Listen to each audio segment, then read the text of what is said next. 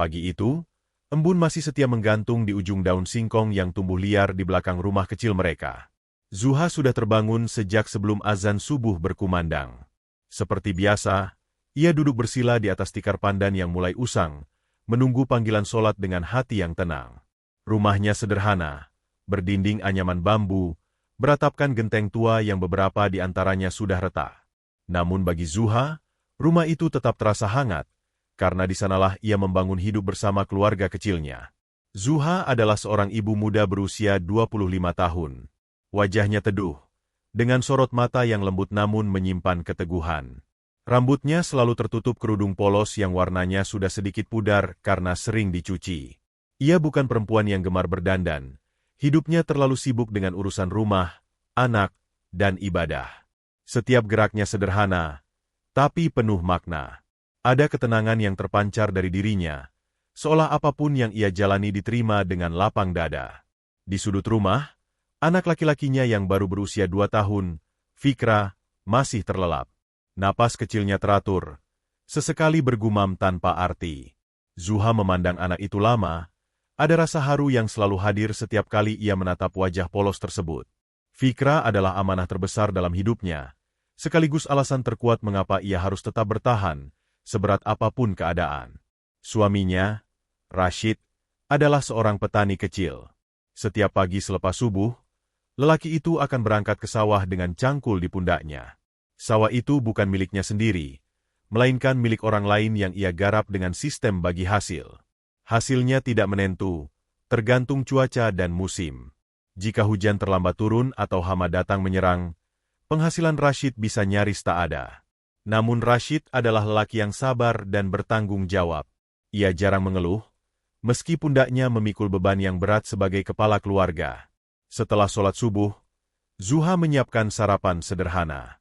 Nasi hangat, sayur bening dari daun kelor yang tumbuh di halaman, dan sambal terasi seadanya. Tidak ada lauk istimewa, tapi mereka terbiasa dengan kesederhanaan itu. Rashid makan dengan lahap, lalu berpamitan. "Doakan aku hari ini, ha?" ucapnya sambil tersenyum tipis. Zuha mengangguk, matanya berkaca-kaca. Ia tahu betul, doa adalah satu-satunya bekal yang selalu bisa ia berikan. Hari-hari Zuha dihabiskan sebagai ibu rumah tangga. Ia mencuci, memasak, membersihkan rumah, dan merawat Fikra dengan penuh kasih. Sore hari, beberapa anak tetangga sering datang ke rumahnya untuk belajar mengaji. Zuha dengan sabar membimbing mereka mengenal huruf hijaiyah, memperbaiki bacaan, dan menanamkan adab sederhana. Ia tidak pernah meminta bayaran. Baginya, mengajar mengaji adalah ladang amal, bukan ladang uang. Namun seiring waktu, kebutuhan hidup semakin terasa menekan. Harga beras naik, susu untuk Fikra semakin mahal, belum lagi kebutuhan lain yang tak bisa ditunda. Ada hari-hari ketika Zuha harus menakar beras dengan hati-hati, memastikan cukup sampai esok. Ada malam-malam ketika ia terbangun dan menangis dalam diam, khawatir memikirkan masa depan anaknya. Zuha bukan tidak bersyukur. Ia tahu rezeki datang dari Allah, dan setiap makhluk telah dijamin kebutuhannya. Namun sebagai seorang ibu, hatinya sering diliputi rasa takut. Takut tak mampu memberi yang terbaik, takut suatu hari anaknya kelaparan, takut suaminya kelelahan memikul beban sendirian. Ia berusaha menyimpan semua kegelisahan itu di dalam doa-doa panjangnya setiap malam. Suatu sore, ketika ia sedang menjemur pakaian, pandangannya tertuju pada pabrik genteng rumahan yang berdiri tak jauh dari rumah mereka. Asap tipis mengepul dari tungku pembakaran, dan beberapa pekerja terlihat lalu lalang membawa genteng mentah. Pabrik itu sudah lama ada di desa mereka, namun Zuha tak pernah benar-benar memperhatikannya. Hari itu, entah mengapa, pikirannya tertambat di sana. Malamnya, setelah Fikra tertidur, Zuha memberanikan diri berbicara pada Rashid. Suaranya pelan, hampir bergetar. Ia menyampaikan niatnya untuk ikut bekerja demi membantu perekonomian keluarga. Rashid terdiam cukup lama. Ia menatap istrinya dengan perasaan campur aduk antara berat, khawatir, dan terharu. Ia tahu Zuha bukan perempuan yang manja, tapi ia juga tahu istrinya telah banyak berkorban. "Aku takut kamu capek," ucap Rashid akhirnya. Zuha tersenyum kecil. "Aku sudah capek, Mas." Tapi lebih capek lagi kalau kita terus kekurangan, jawabnya jujur. Malam itu, mereka berdua sepakat, dengan syarat Zuha tetap menjaga ibadah dan keselamatan dirinya. Keputusan itu bukan keputusan yang ringan. Bagi Zuha, melangkah keluar dari perannya sebagai ibu rumah tangga sepenuhnya adalah sesuatu yang menakutkan. Namun niatnya satu, mencari rezeki yang halal, sekecil apapun, selama itu diridhai Allah. Ia tidak tahu bahwa keputusan itu kelak akan membawanya pada jalan yang gelap, penuh teror, dan menguji imannya lebih dari yang pernah ia bayangkan. Pagi berikutnya, Zuha memeluk Fikra lebih lama dari biasanya. Ada firasat aneh di dadanya, perasaan yang tak bisa ia jelaskan. Namun ia menepisnya, menarik napas dalam-dalam, dan menguatkan hati. Ia tidak sedang mencari masalah. Ia hanya seorang ibu muda yang ingin bertahan hidup di tengah kekurangan, tanpa tahu bahwa langkah pertamanya menuju pabrik genteng itu adalah awal dari kisah yang akan mengubah hidupnya selamanya. Pagi itu, Zuha melangkah keluar rumah dengan perasaan yang campur aduk. Matahari belum tinggi, tapi panasnya sudah mulai terasa di kulit. Ia menggendong tas kecil berisi bekal makan siang sederhana, nasi putih dan tempe goreng, serta selembar kain untuk mengelap keringat. Setelah berpamitan pada Rashid dan mencium kening Fikra yang masih mengantuk, Zuha melangkah menuju pabrik genteng rumahan yang sejak kemarin memenuhi pikirannya.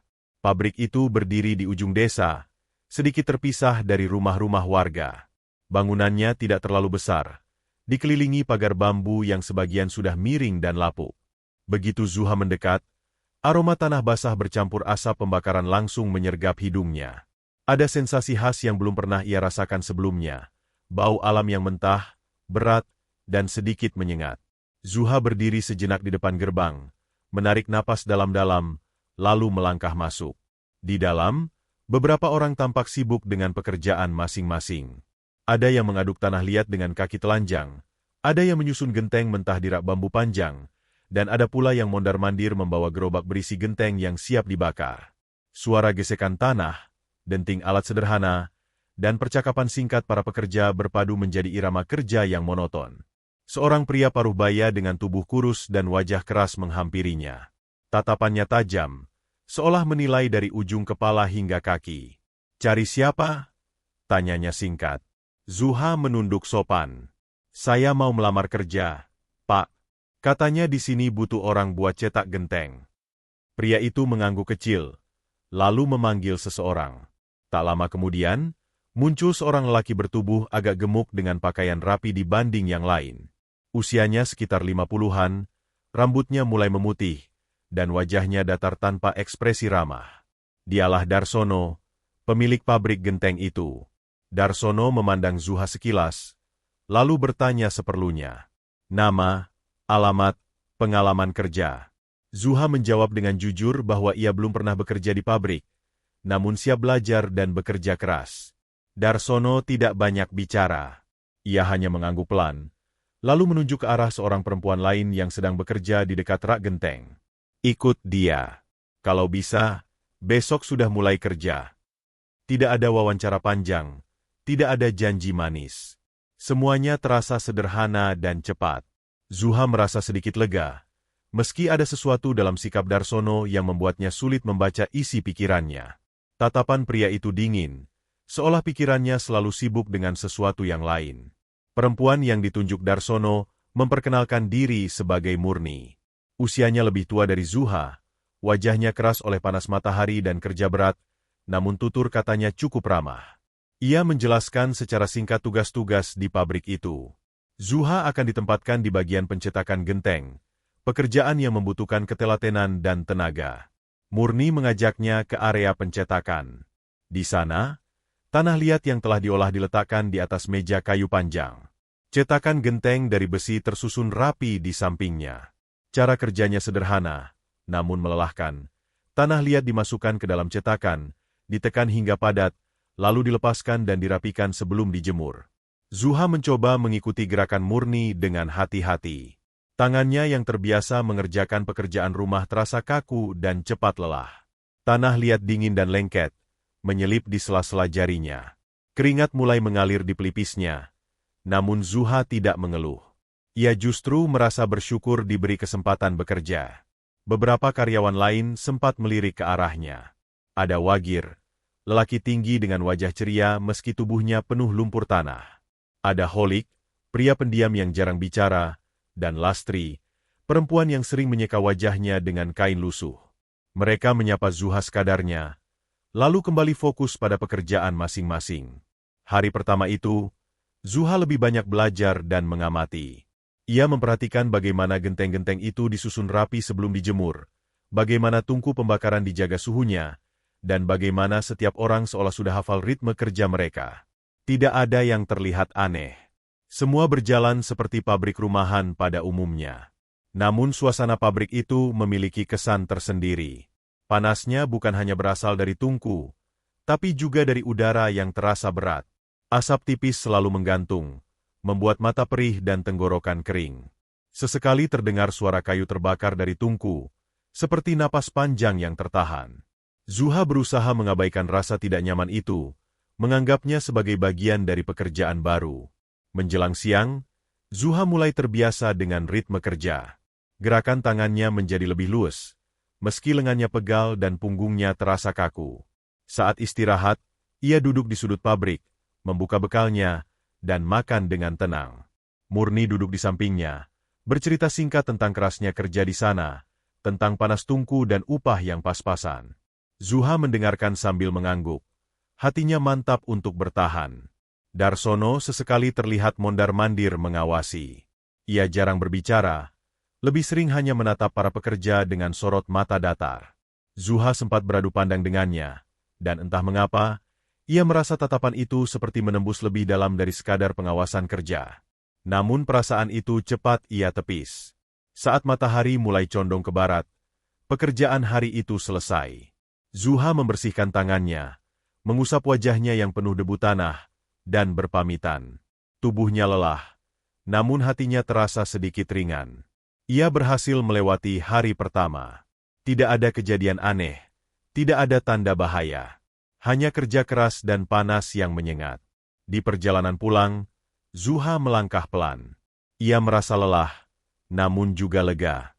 Dalam hatinya, ia berdoa agar pekerjaannya ini menjadi jalan rezeki yang halal dan berkah.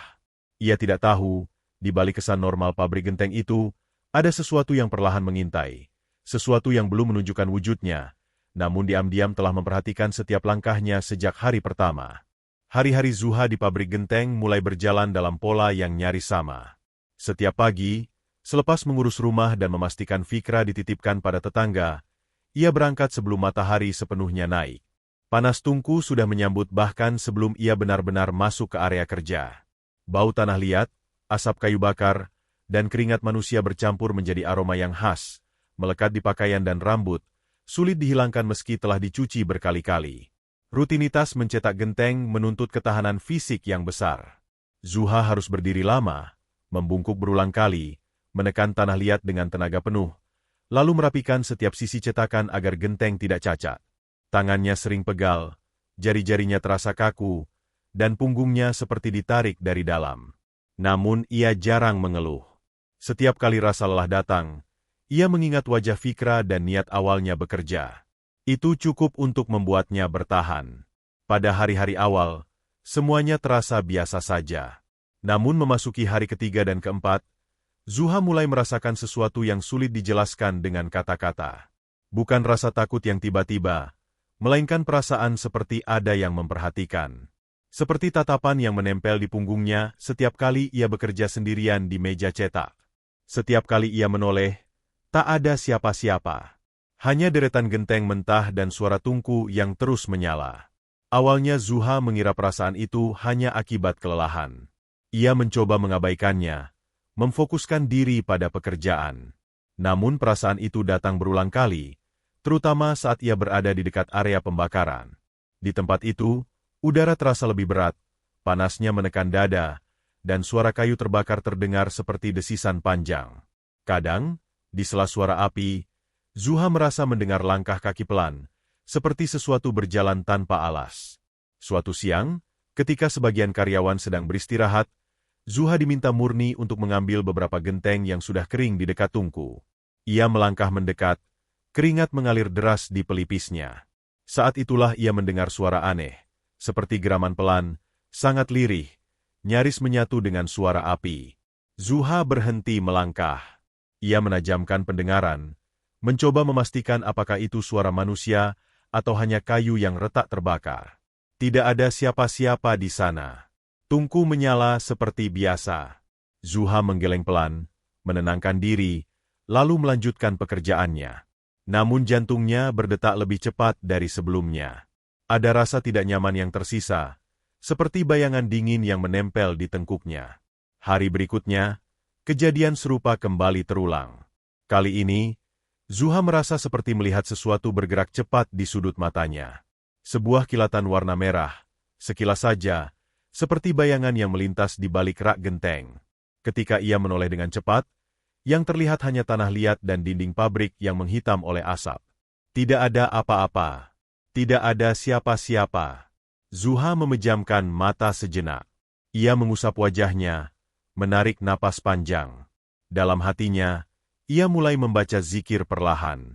Ia mengingat pesan ibunya dulu, bahwa ketenangan hati adalah benteng terbaik dari segala kegelisahan. Hasbi Allahu la ilaha illahuwa, gumamnya lirih, berulang kali, hingga dadanya terasa sedikit lapang. Di sela-sela pekerjaan, Zuha mulai memperhatikan para karyawan lain. Wagir masih terlihat ceria, bercanda seperti biasa, seolah tak merasakan apapun.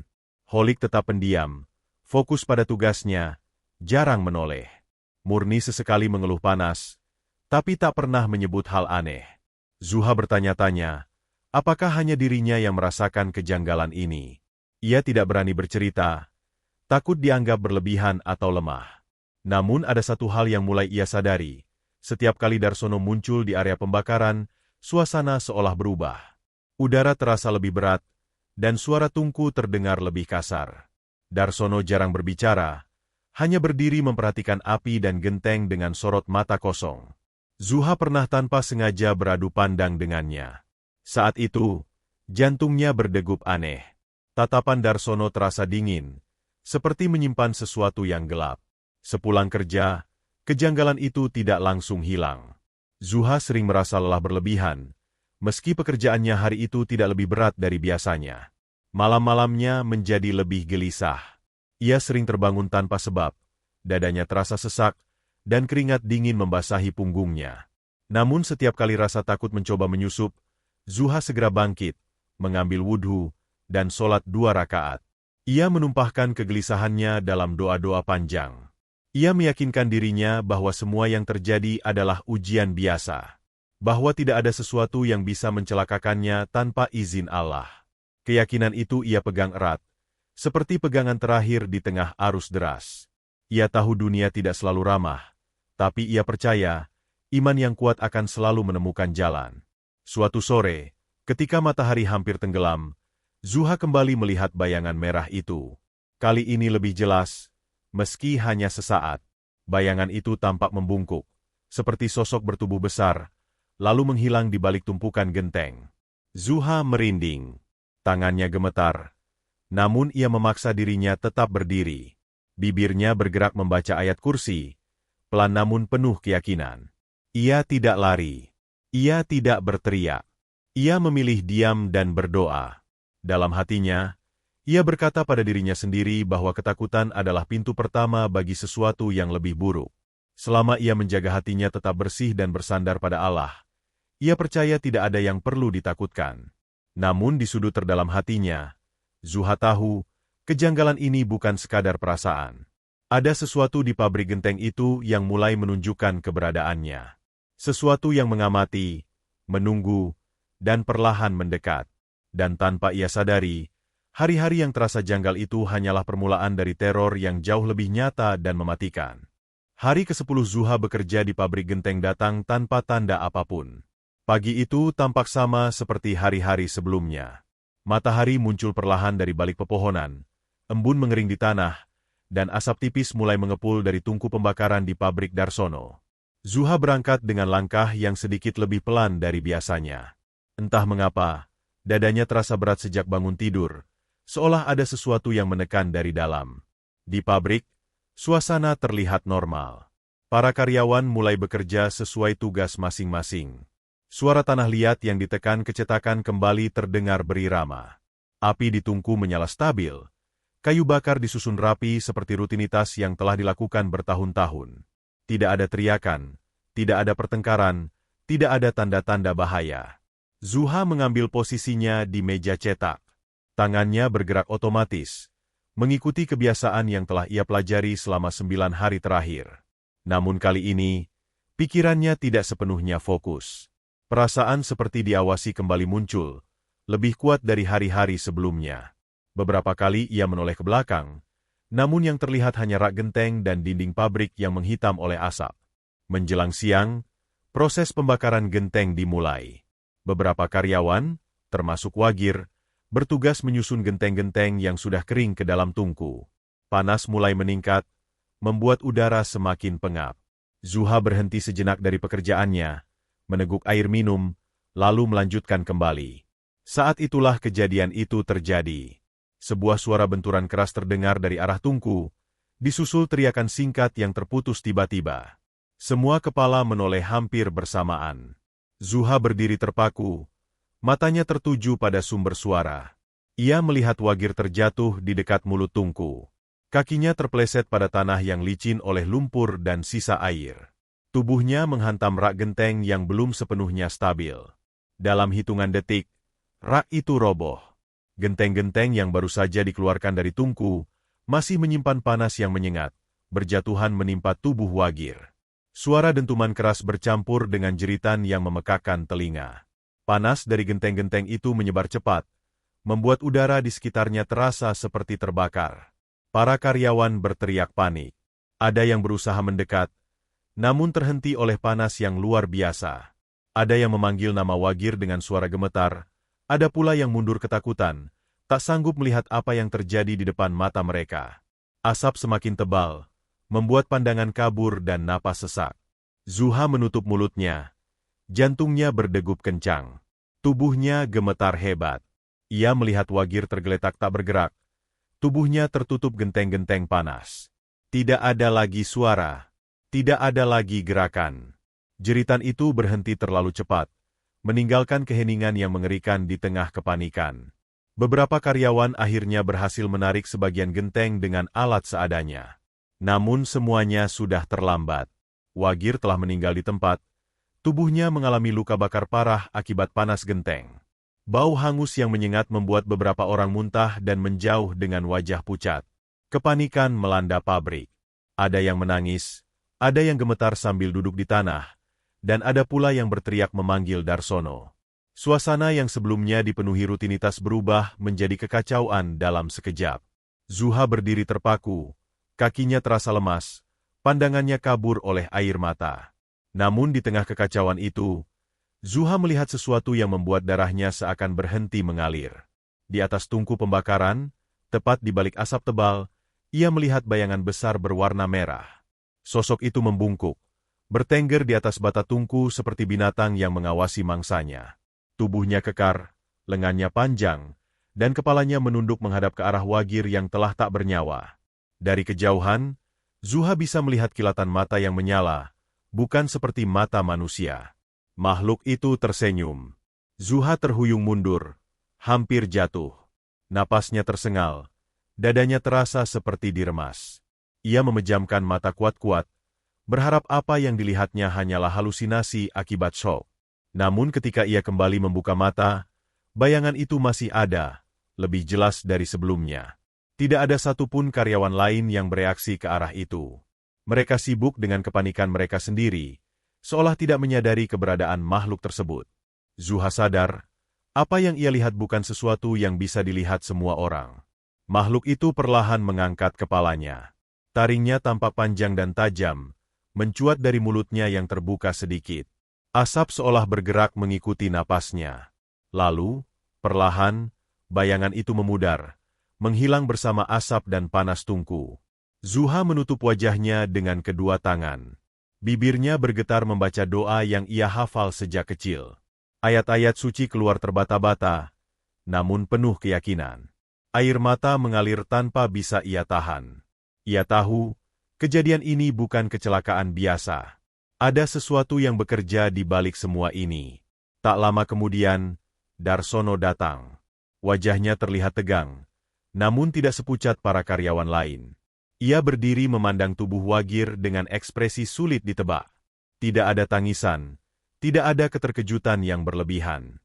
Hanya diam yang aneh, terlalu tenang untuk seseorang yang baru saja kehilangan pekerjanya secara tragis. Hari itu, pekerjaan dihentikan. Pabrik ditutup lebih cepat dari biasanya.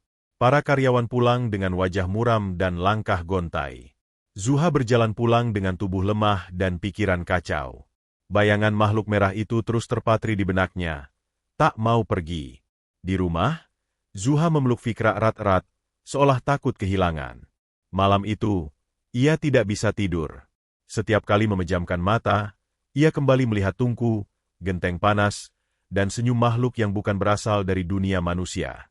Hari ke-10 telah berlalu, meninggalkan luka dan teror yang nyata. Dan Zuha tahu, kematian Wagir hanyalah awal. Sesuatu telah meminta tumbal, dan ia merasa, cepat atau lambat, makhluk itu akan kembali menagih.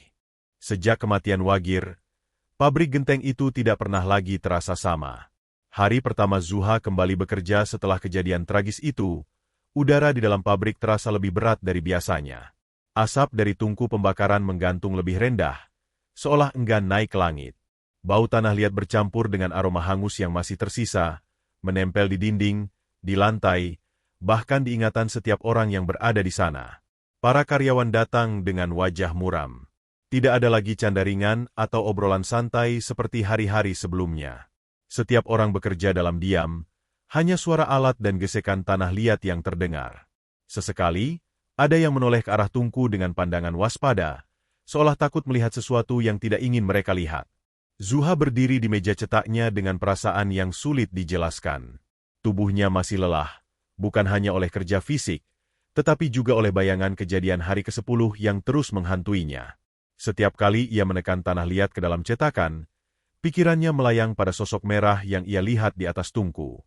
Ia berusaha menenangkan diri dengan zikir pelan, mengatur napas, dan memusatkan pikiran pada gerakan tangannya.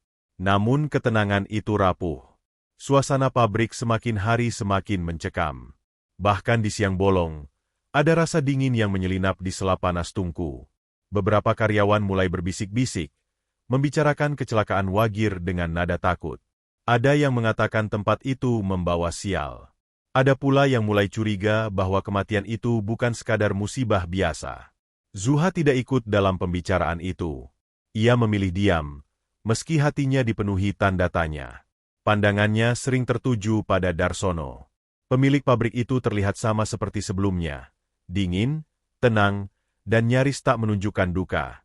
Setiap kali melewati area kerja, Darsono hanya mengangguk singkat. Matanya menyapu cepat seolah memastikan semua berjalan sesuai keinginannya. Sikap itu membuat Zuha semakin tidak nyaman. Ada jarak yang tak terlihat antara Darsono dan para pekerja, seakan ia berdiri di dunia yang berbeda. Dunia yang tidak tersentuh oleh rasa takut atau kehilangan. Hari itu, menjelang siang, Zuha sedang bekerja sendirian di meja cetak. Mesin pencetak genteng yang ia gunakan terbuat dari rangka besi berat, tertanam kokoh di lantai tanah yang dipadatkan. Mesin itu tidak pernah berpindah tempat sejak bertahun-tahun lalu. Setiap orang tahu, untuk menggesernya saja dibutuhkan tenaga beberapa orang. Zuha baru saja selesai mencetak satu genteng ketika tiba-tiba terdengar suara logam berderit panjang. Ia menoleh refleks ke arah mesin. Dalam hitungan detik, tanpa ada sentuhan siapapun, mesin itu miring. Awalnya hanya sedikit, seperti kehilangan keseimbangan. Zuha terpaku, jantungnya berdegup keras. Lalu dengan suara dentuman mengerikan, mesin pencetak genteng itu roboh ke samping, menghantam tanah dengan keras hingga tanah bergetar. Beberapa genteng mentah berhamburan, pecah berserakan. Debu tanah liat mengepul ke udara. Suara benturan itu membuat seluruh pabrik terdiam seketika. Teriakan kaget terdengar dari berbagai arah. Beberapa karyawan berlari mendekat, wajah mereka pucat. Ada yang mundur ketakutan, ada pula yang berdiri mematung, tidak percaya dengan apa yang baru saja mereka saksikan. Mesin itu jatuh tanpa sebab. Tidak ada angin kencang. Tidak ada orang yang menyenggolnya. Tidak ada getaran dari tungku. Zuha berdiri membeku di tempatnya. Jika ia berdiri setengah langkah lebih dekat, mesin berat itu bisa saja menimpanya. Kakinya terasa lemas, dan pandangannya berkunang-kunang. Ia menggenggam dadanya, mencoba menenangkan napas yang memburu. Ini jatuh sendiri, gumam seseorang dengan suara gemetar. Kata-kata itu menyebar cepat seperti api di antara para karyawan. Wajah-wajah ketakutan saling berpandangan. Beberapa orang mulai berbisik, menyebut-nyebut hal-hal yang tidak berani mereka ucapkan keras-keras. Suasana pabrik berubah drastis. Ketegangan terasa kental, menekan dada setiap orang yang berada di sana. Darsono datang tak lama kemudian. Ia melangkah mendekat dengan wajah datar, memeriksa mesin yang roboh itu sepintas. Tidak ada keterkejutan di matanya. Tidak ada pertanyaan. Ia hanya memerintahkan beberapa karyawan untuk menegakkan kembali mesin itu, seolah kejadian barusan hanyalah masalah kecil. Kerja lagi, katanya singkat. Nada suaranya dingin, acuh, dan sama sekali tidak mencerminkan kekhawatiran. Sikap itu membuat beberapa karyawan saling pandang dengan ragu. Namun tidak ada yang berani membantah. Mereka menurut, meski tangan mereka gemetar saat mengangkat mesin berat itu bersama-sama. Zuha memperhatikan Darsono dengan perasaan campur aduk. Ada sesuatu dalam ketenangan pria itu yang terasa tidak wajar. Seolah ia sudah tahu apa yang akan terjadi. Seolah mesin yang jatuh itu bukanlah kejutan baginya. Sejak kejadian itu, rasa tidak aman di hati Zuha semakin menguat. Ia merasa seperti berada di tempat yang tidak seharusnya ia datangi. Setiap sudut pabrik terasa mengintimidasi. Setiap suara kecil membuatnya terkejut. Ia kembali merasakan perasaan diawasi, lebih intens dari sebelumnya, seperti ada sesuatu yang berdiri sangat dekat, mengamati setiap gerak-geriknya. Di sela-sela kerja, Zuha kembali melihat bayangan merah itu. Kali ini bukan di atas tungku, melainkan di balik mesin yang roboh. Bayangan itu tampak berdiri tegak, tubuhnya besar dan gelap, matanya menyala redup. Zuha menelan ludah, jantungnya berdegup keras. Ia tahu, makhluk itu sengaja menampakkan diri. Ia menundukkan kepala, membaca doa dalam hati, berusaha menguatkan iman. Namun rasa takut itu tidak sepenuhnya hilang. Ia mulai bertanya-tanya dalam diam. Apa sebenarnya yang terjadi di pabrik ini? Mengapa kematian Wagir dan jatuhnya mesin terasa seperti rangkaian kejadian yang saling berkaitan? Sepulang kerja, langkah Zuha terasa lebih berat. Ia menoleh ke belakang beberapa kali, seolah takut sesuatu mengikutinya.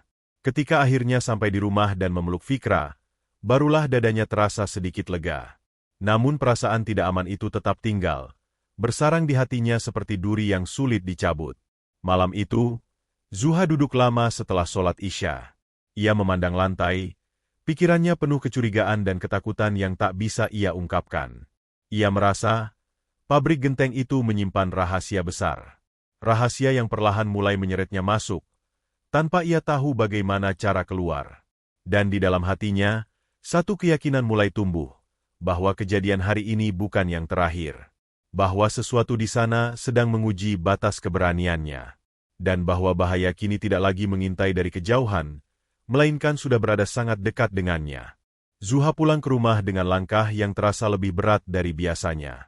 Langit sudah mulai gelap, dan suara jangkrik menyambutnya di sepanjang jalan desa. Setiap bayangan pohon yang dilewatinya seolah bergerak lebih dekat, lebih pekat, membuat hatinya semakin gelisah. Ia mempercepat langkah, menahan rasa takut yang entah sejak kapan mulai menguasai pikirannya. Begitu sampai di rumah, Zuha langsung mengunci pintu. Ia bersandar sejenak pada daun pintu, menarik napas panjang, mencoba menenangkan jantungnya yang berdetak tak beraturan. Dari dalam rumah terdengar suara Fikra tertawa kecil, sedang bermain dengan ayahnya. Suara itu seperti jangkar yang menahan Zuha agar tidak tenggelam sepenuhnya dalam kegelisahan. Ia masuk ke dalam, meletakkan tas kerjanya, lalu duduk di dekat Rashid. Suaminya menoleh, langsung menangkap ada sesuatu yang berbeda dari wajah Zuha. Mata istrinya tampak lelah, bukan hanya karena kerja fisik, tetapi seperti menyimpan beban yang jauh lebih berat. "Kenapa? Hah?" tanya Rashid pelan. Zuha terdiam sejenak. Ia ragu. Takut jika ceritanya terdengar berlebihan, atau malah membuat Rashid ikut khawatir. Namun rasa sesak di dadanya terlalu kuat untuk ditahan sendiri. Dengan suara lirih dan terputus-putus, ia mulai menceritakan semuanya, tentang mesin yang jatuh sendiri, tentang suasana pabrik yang semakin mencekam, tentang sikap Darsono yang terasa aneh, dan tentang perasaan diawasi yang terus menghantuinya. Rashid mendengarkan dengan saksama. Wajahnya mengeras, alisnya berkerut. Sesekali ia menghela napas panjang, seolah menimbang setiap kata yang keluar dari mulut istrinya. Ketika Zuha selesai, ruangan itu dipenuhi keheningan yang berat. "Aku nggak suka tempat itu," ujar Rashid akhirnya. "Kalau memang sudah terasa nggak beres, kamu harus lebih waspada. Jangan pernah sendirian, dan jangan abaikan perasaanmu." Zuha menunduk. Ia tahu nasihat itu benar. Namun ia juga tahu, keluar dari pekerjaan itu bukan perkara mudah. Mereka membutuhkan uang, sekecil apapun. Rashid seolah memahami kebimbangan istrinya. Ia menggenggam tangan Zuha, erat namun lembut. "Kita minta petunjuk sama Allah," katanya. "Kalau memang itu bukan jalan yang baik, pasti akan ditunjukkan." Malam itu, setelah Fikra tertidur, Zuha mengambil wudhu. Air dingin menyentuh kulitnya, memberi sedikit rasa segar di tengah kegelisahan. Ia membentangkan sajadah di ruang kecil rumah mereka, lalu berdiri menghadap kiblat. Lampu temaram menjadi satu-satunya penerangan, menciptakan bayangan panjang di dinding bambu. Zuha melaksanakan sholat hajat dengan khusyuk. Setiap rakaat ia jalani dengan hati yang penuh harap. Dalam sujudnya, air mata menetes tanpa bisa ia cegah. Ia memohon perlindungan, memohon petunjuk, memohon agar dijauhkan dari segala keburukan yang tak kasat mata. Ia merasa kecil, rapuh, namun juga pasrah sepenuhnya pada kehendak Allah. Usai sholat hajat, Zuha melanjutkan dengan sholat istikharah. Ia meminta agar hatinya diberi kejelasan. Apakah pekerjaannya di pabrik genteng itu adalah jalan yang harus ia tempuh, atau justru jalan yang akan membawanya pada bahaya? Ia membaca doa dengan suara nyaris tak terdengar, seolah takut mengganggu keheningan malam. Malam semakin larut. Angin bertiup pelan di luar, membuat dinding bambu berderit halus. Zuha duduk bersila di atas sajadah, berzikir perlahan. Dadanya terasa sedikit lebih ringan, meski kegelisahan belum sepenuhnya pergi. Ia akhirnya merebahkan tubuhnya di samping Fikra, memeluk anak itu erat, seolah ingin memastikan ia benar-benar aman. Namun tidur yang datang tidak membawa ketenangan. Dalam tidurnya, Zuha mendapati dirinya berdiri di tengah pabrik genteng yang gelap. Tidak ada lampu, tidak ada karyawan. Hanya tungku besar di hadapannya, menyala dengan api yang jauh lebih besar dari yang pernah ia lihat. Panasnya menyengat, membuat kulitnya terasa perih. Dari dalam api itu terdengar suara auman. Bukan suara manusia, bukan pula suara hewan yang ia kenal. Auman itu dalam, berat, dan penuh amarah. Tanah di bawah kakinya bergetar setiap kali suara itu terdengar. Zuha mencoba mundur, namun kakinya terasa seperti tertanam di tanah. Dari balik api, muncul bayangan besar berwarna merah. Tubuhnya perlahan terbentuk, semakin jelas seiring api yang berkobar. Makhluk itu berdiri tegak, matanya menyala tajam menatap Zuha. Dari mulutnya keluar uap panas, bercampur bau darah dan asap. Makhluk itu melangkah maju. Setiap langkahnya disertai auman yang mengguncang dada Zuha. Ia ingin berteriak, ingin lari, namun suaranya tertahan di tenggorokan. Api di sekelilingnya semakin tinggi, seolah hendak menelannya hidup-hidup. Di tengah ketakutan itu, Zuha mendengar suara azan. Pelan, namun jelas. Api mulai meredup. Bayangan merah itu berhenti melangkah, lalu menghilang perlahan, terseret ke dalam gelap. Zuha terbangun dengan napas tersengal. Tubuhnya basah oleh keringat. Dadanya naik turun, dan jantungnya berdegup kencang. Ia menoleh ke arah Fikra yang masih tertidur nyenyak. Wajahnya polos dan damai. Zuha menghela napas panjang, lalu membaca istighfar berulang kali. Ia tahu, mimpi itu bukan mimpi biasa. Itu adalah peringatan. Petunjuk yang ia minta mungkin telah diberikan, meski dengan cara yang menakutkan. Api, auman, dan bayangan merah itu seolah menguatkan firasatnya bahwa bahaya di pabrik genteng jauh lebih besar dari yang ia bayangkan. Malam itu, Zuha kembali berdoa sebelum fajar menyingsing. Ia memohon kekuatan, karena ia merasa ujian yang akan datang belum berakhir. Justru, segalanya baru saja dimulai. Pagi itu Zuha terbangun dengan perasaan yang tidak biasa. Tubuhnya terasa ringan, namun pada saat yang sama ada getaran halus yang menyusuri tulang punggungnya. Ia duduk di tepi dipan bambu, memejamkan mata sejenak, lalu menghela napas panjang. Sisa mimpi semalam masih melekat jelas di kepalanya. Api, auman, dan bayangan merah yang berdiri di balik kobaran panas.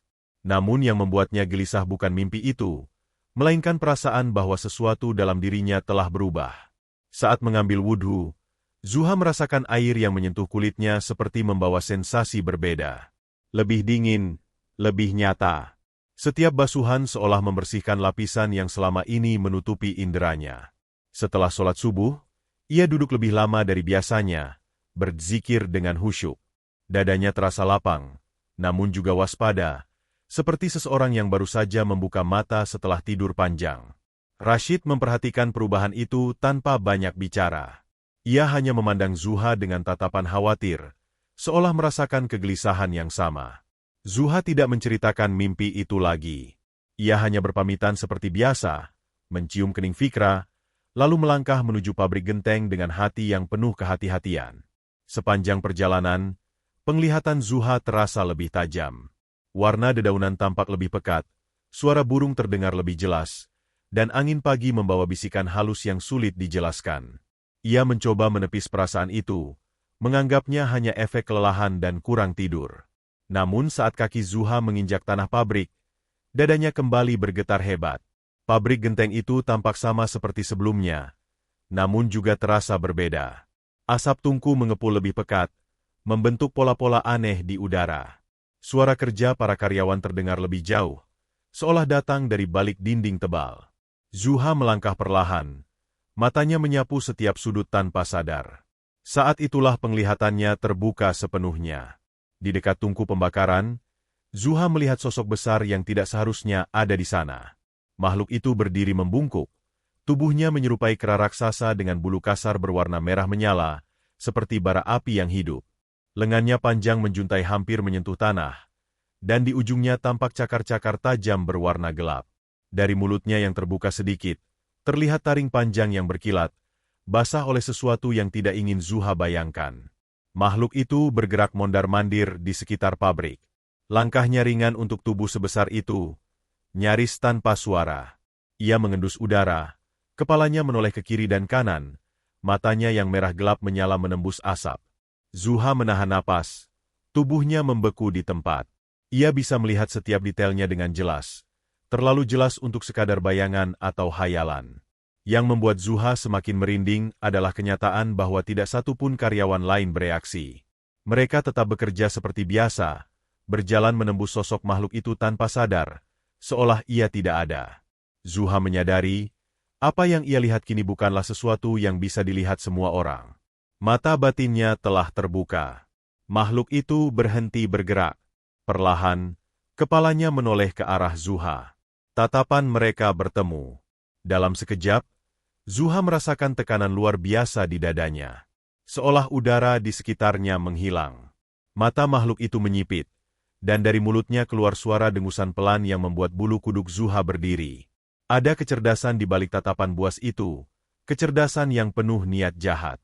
Makhluk itu tersenyum, memperlihatkan taring-taringnya. Zuha tersentak, mundur satu langkah. Bibirnya bergetar, namun ia memaksa dirinya untuk tetap berdiri. Dalam hati, ia membaca doa dengan cepat, memohon perlindungan. Ia sadar, makhluk itu telah menyadari keberadaannya. Lebih dari itu, makhluk itu tahu bahwa Zuha bisa melihatnya. Makhluk kera merah itu mulai bergerak mendekat. Langkahnya perlahan namun pasti. Setiap langkah membuat udara di sekitarnya bergetar panas. Zuha merasakan keringat dingin mengalir di punggungnya. Ia ingin lari, namun kakinya terasa berat. Seolah ada kekuatan yang menahannya di tempat. Makhluk itu berhenti beberapa langkah di depannya. Cakarnya mencakar tanah, meninggalkan bekas goresan dalam di lantai pabrik. Asap di sekeliling mereka berputar, membentuk pusaran kecil. Dari tenggorokannya terdengar suara rendah, seperti geraman tertahan. Zuha tahu, target makhluk itu adalah dirinya. Bukan Wagir. Bukan mesin. Dirinya.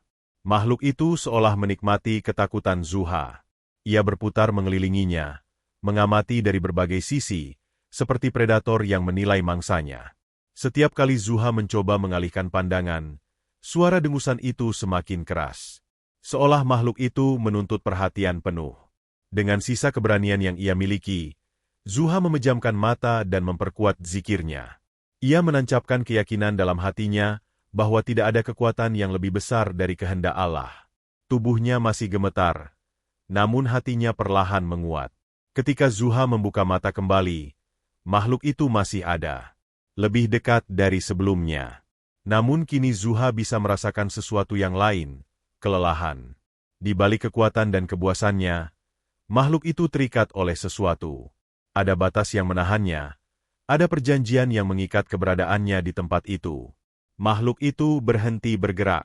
Tatapannya berubah, dari buas menjadi penuh amarah. Ia mendengus keras, lalu mundur beberapa langkah. Asap di sekitarnya bergejolak, lalu perlahan mereda. Dalam sekejap, sosok merah itu memudar, menyatu kembali dengan panas dan asap tungku. Zuha terhuyung, hampir jatuh. Ia berpegangan pada meja cetak, napasnya tersengal. Para karyawan masih bekerja seperti biasa, tidak menyadari apapun yang baru saja terjadi. Zuha menyadari, hidupnya telah memasuki babak yang jauh lebih berbahaya. Ia kini bisa melihat apa yang seharusnya tersembunyi. Dan makhluk itu tahu. Sejak saat itu, Zuha mengerti satu hal dengan jelas. Pabrik genteng ini bukan sekadar tempat kerja. Ia adalah wilayah kekuasaan sesuatu yang gelap. Dan selama Zuha berada di sana, ia tidak lagi sekadar pekerja biasa, melainkan ancaman bagi sesuatu yang telah lama bersembunyi. Teror kini memiliki wajah. Dan wajah itu berwarna merah, bertaring tajam, dengan mata yang tak akan berhenti mengincarnya. Hari itu terasa berbeda sejak Zuha membuka mata. Sejak penglihatannya terbuka, dunia seolah memiliki lapisan lain yang tak kasat mata bagi kebanyakan orang. Setiap langkahnya di pabrik genteng terasa diawasi. Setiap hembusan asap tungku seperti membawa bisikan yang tak ingin ia dengar. Ia tahu, sejak kemarin, makhluk itu tidak pergi. Ia hanya menunggu. Zuha berusaha bekerja seperti biasa. Tangannya tetap mencetak genteng, gerakannya tetap rapi, seolah tidak ada apapun yang terjadi. Namun di balik ketenangan luar itu, hatinya berdebar keras. Ia bisa merasakan kehadiran makhluk merah itu, bersembunyi di balik panas dan asap, mengitari pabrik seperti bayangan lapar yang mencari celah. Saat matahari berada tepat di atas kepala, suasana pabrik mendadak berubah. Api di tungku membesar tanpa ada yang menambah kayu bakar. Asap menggelap, bukan lagi abu-abu, melainkan pekat seperti jelaga. Udara menjadi panas menusuk, membuat napas terasa berat. Beberapa karyawan mengeluh kepanasan, namun tak satu pun dari mereka menyadari sumber perubahan itu. Zuha merasakan tekanan hebat di dadanya. Ia menoleh ke arah tungku, dan di sanalah makhluk itu berdiri. Kera merah itu kini tampak jauh lebih jelas. Tubuhnya besar dan padat, bulu merahnya menyala seperti bara api. Urat-urat hitam tampak menjalar di lengannya yang panjang. Cakarnya mencengkeram batu bata tungku, meninggalkan bekas hangus. Matanya menatap Zuha dengan kebencian yang tak disembunyikan lagi. Makhluk itu melompat turun. Tanah bergetar ketika tubuhnya mendarat. Beberapa genteng mentah bergeser. Namun para karyawan hanya mengira itu akibat panas tungku. Zuha mundur perlahan. Jantungnya berdegup keras. Ia tahu, kali ini makhluk itu tidak hanya menampakkan diri. Ia datang untuk menyerang. Tanpa suara peringatan, makhluk itu menerjang. Zuha berteriak tertahan. Ia berusaha menghindar. Namun gerakan makhluk itu terlalu cepat. Cakar tajam menyambar lengannya. Rasa panas dan perih menyebar seketika. Darah mengalir dari luka cakaran yang memanjang di kulitnya. Zuha terhuyung, hampir jatuh. Namun ia bertahan dengan sisa tenaga yang ada. Makhluk itu mengaum keras. Suaranya menggema di seluruh pabrik, meski tak satu pun karyawan mendengarnya sebagai auman. Bagi mereka, Suara itu hanya terdengar seperti gemuruh tungku yang membesar. Bagi Zuha, suara itu seperti amarah yang dilepaskan dari perut bumi. Dengan tangan gemetar, Zuha menekan lukanya. Rasa sakitnya nyata, namun rasa takutnya jauh lebih besar. Ia tahu, jika ia menyerah pada ketakutan, makhluk itu akan menang. Ia menutup mata sejenak, menarik napas dalam-dalam, lalu membuka kembali matanya dengan tekad yang membara. Ia melawan. Zuha melangkah ke arah tungku, tempat panas paling menyengat. Makhluk kera merah mengikuti, tersenyum sinis, seolah menikmati keberanian yang dianggapnya sia-sia. Api di tungku semakin membesar. Lidah-lidah api menjilat udara, membuat cahaya di pabrik meredup. Siang berubah seperti senja kelam. Zuha mulai membaca doa dengan suara lantang. Bukan doa sembarangan, melainkan amalan yang pernah ia pelajari ketika mondok di pesantren. Doa-doa perlindungan, ayat-ayat yang menggetarkan alam gaib. Setiap lafaz keluar dengan keyakinan penuh, meski suaranya bergetar menahan rasa sakit. Makhluk itu menjerit marah. Ia kembali menyerang, kali ini dengan amukan yang lebih liar. Cakarnya menyambar bertubi-tubi, menghantam udara di sekitar Zuha. Panas menyengat wajahnya, membuat kulitnya terasa terbakar. Namun setiap kali makhluk itu mendekat, Zuha melantunkan ayat dengan lebih kuat, menanamkan niatnya sepenuh hati. Pertarungan itu tidak terlihat oleh siapapun. Di mata para karyawan, Zuha hanya tampak berdiri kaku, seperti melamun di dekat tungku. Namun di alam yang tak kasat mata, pertarungan berlangsung sengit dan brutal. Api, asap, dan suara auman bercampur dengan lantunan doa, menciptakan benturan dua kekuatan yang berlawanan. Makhluk kera merah mulai terdesak.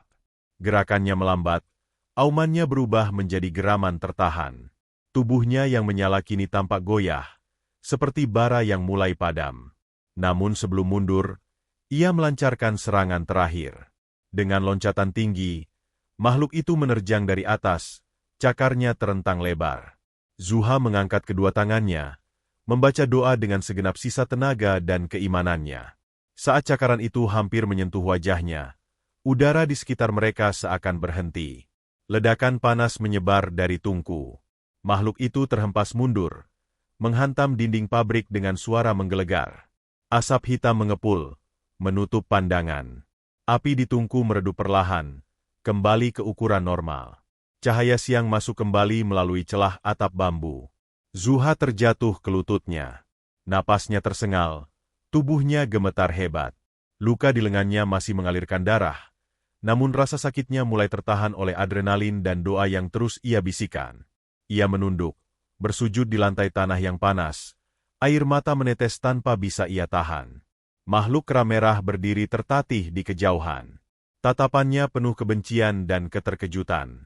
Ia menggeram pelan, lalu perlahan tubuhnya memudar, terseret kembali ke balik tungku dan asap.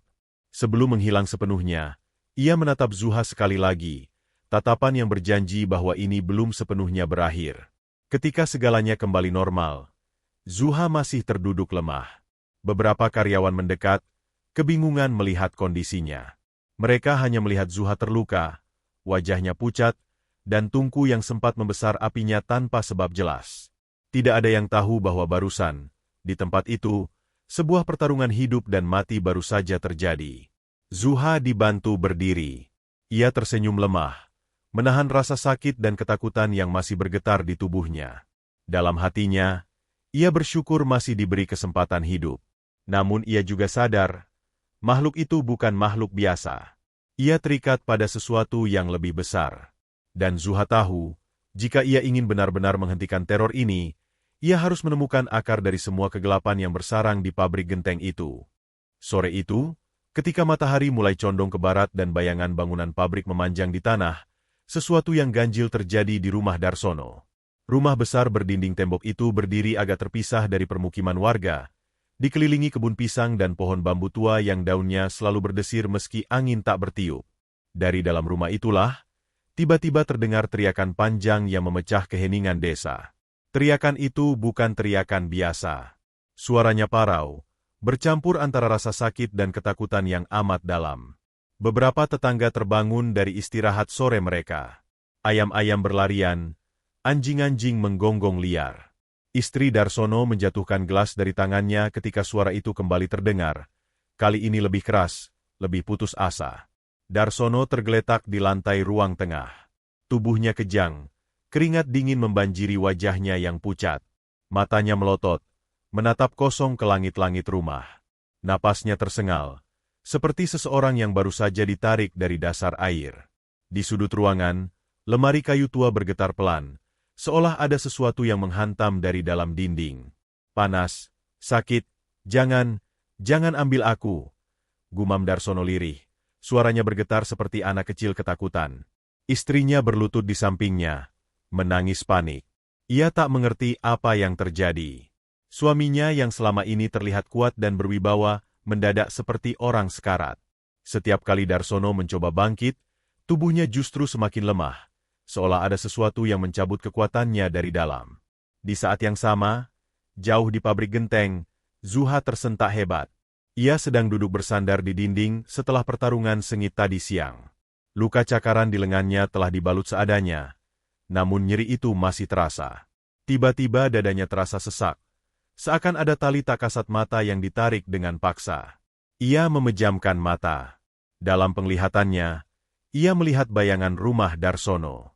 Melihat sosok kera merah itu meraung kesakitan, tubuhnya bergetar, warnanya memudar dari merah menyala menjadi kusam dan gelap.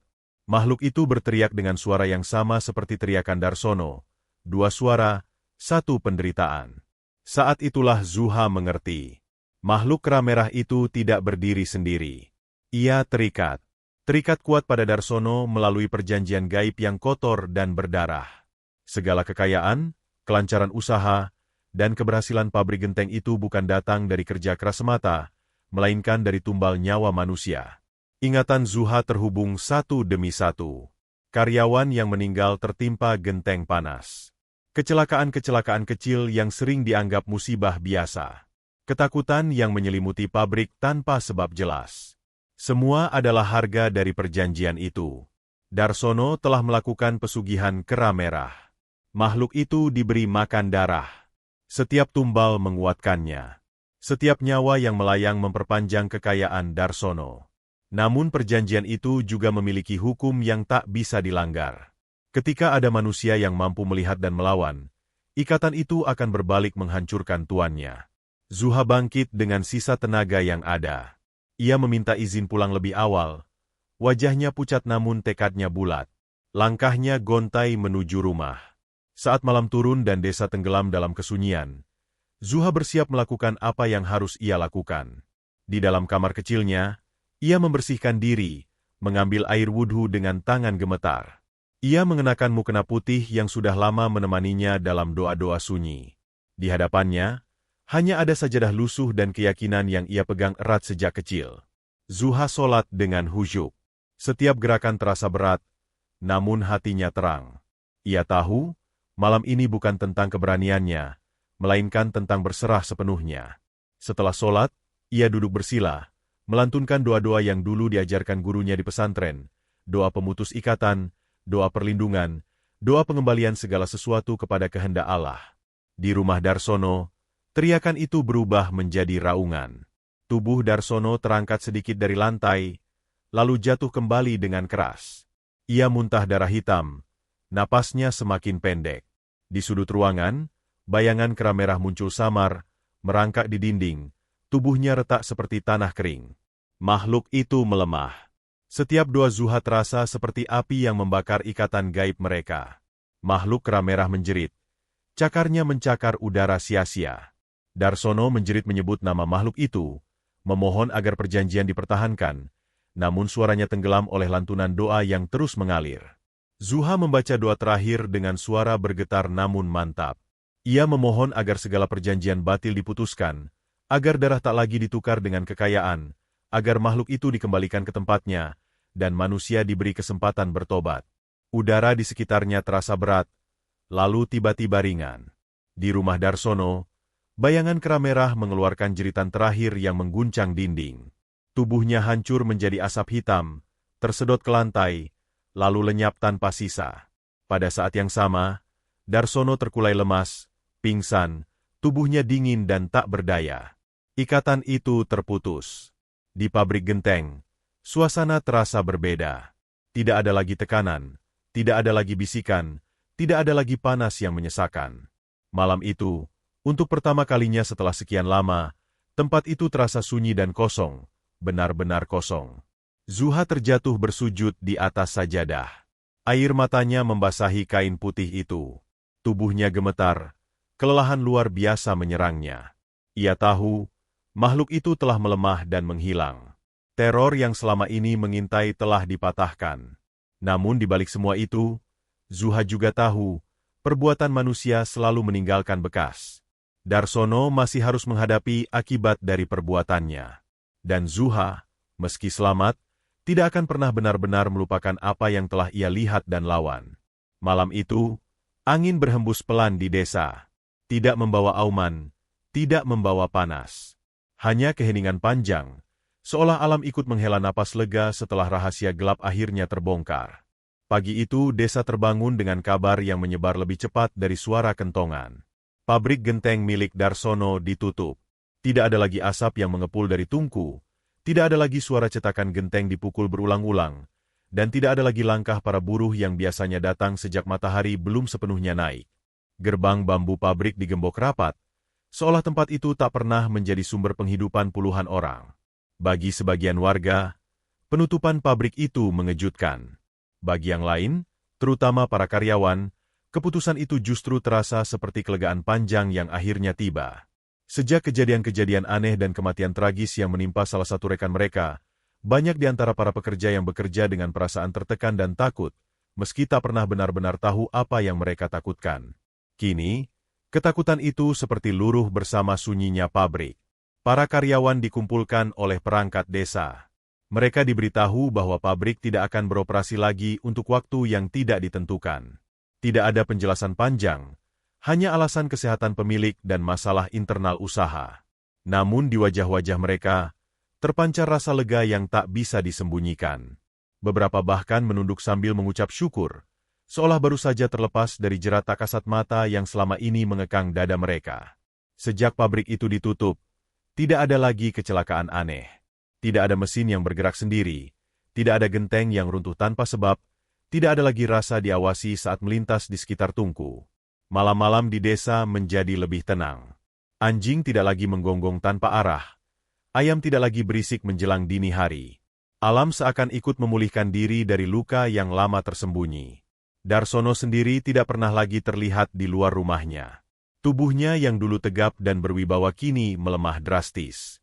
Ia jatuh sakit berkepanjangan, sering mengigau di malam hari, menyebut-nyebut api, darah, dan bayangan merah yang mengejarnya. Wajahnya mengurus, matanya cekung, dan suaranya kehilangan kekuatan. Kekayaan yang dulu ia banggakan tak mampu membeli ketenangan yang kini hilang dari hidupnya. Beberapa orang mengatakan Darsono mulai sering menangis sendiri. Ada pula yang melihatnya duduk lama di teras rumah, menatap kosong ke arah pabrik yang kini sunyi. Tidak ada yang berani mendekat terlalu jauh. Warga hanya bisa menyimpulkan satu hal. Apapun yang dulu memberi Darsono kelimpahan, kini telah meninggalkannya bersama harga yang jauh lebih mahal dari yang pernah ia bayangkan. Sementara itu, Zuha menjalani hari-harinya dalam pemulihan perlahan. Luka cakaran di lengannya tidak sembuh secepat luka biasa. Beberapa hari pertama, lengannya sering terasa panas dan nyeri, terutama saat malam tiba. Namun dengan perawatan sederhana, doa yang tak putus, dan kesabaran yang ia peluk erat, luka itu berangsur mengering. Bekasnya masih ada, memanjang samar di kulit, menjadi pengingat akan apa yang pernah ia hadapi. Lebih dari luka fisik, yang paling berat bagi Zuha adalah kelelahan batin. Beberapa malam ia terbangun dengan jantung berdebar, seolah masih mendengar auman dari kejauhan. Namun setiap kali itu terjadi, ia bangkit, mengambil wudhu, dan bersujud dalam diam. Ia belajar menerima bahwa tidak semua luka harus dilupakan. Sebagian memang ditinggalkan agar manusia tetap rendah hati dan waspada. Rashid selalu ada di sisinya. Ia tidak banyak bertanya, tidak memaksa Zuha bercerita lebih dari yang sanggup ia ucapkan.